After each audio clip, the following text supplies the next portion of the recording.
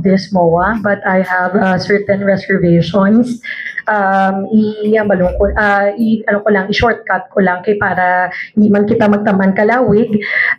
First, I think it's only fair that before we give a resolution, allowing or the mayor to sign a MOA, may ara kita sang copy sang MOA itself.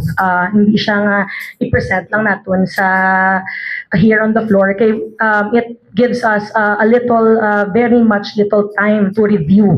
I don't have a copy of that MOA. I only have the consultancy agreement nga pasulod last week and gin committee hearing man.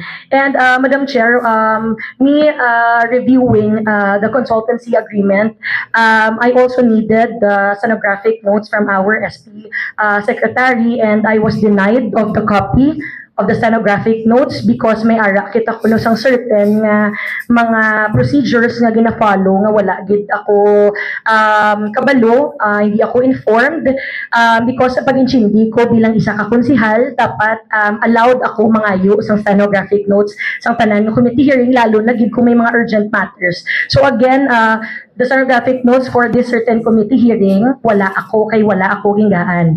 And ang isa pa ko ka-reservations with this is, of course, ang concern ko man lang, naging discuss ko man kay Councilor Sarabia, is, Madam Chair, is the mode of procurement.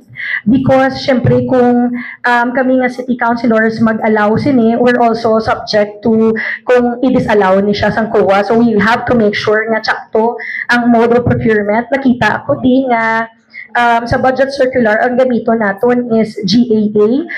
I'm not an expert on budgeting, but according to my research, kung ibutang ka siya sa General Appropriations Act, dapat naka-specify na siya nga daan. So, hindi siya pwede nga additional lang siya. For example, if magutang kita da nga for a certain study, dapat na specify na siya nga daan nga may study. Hindi siya pwede nga project siya before drainage tapos gamiton siya for a study. So, if ever na wala, dapat I think ma-secure kita sang isa ka document. Wait lang. For a moment, Madam Chair. So, again,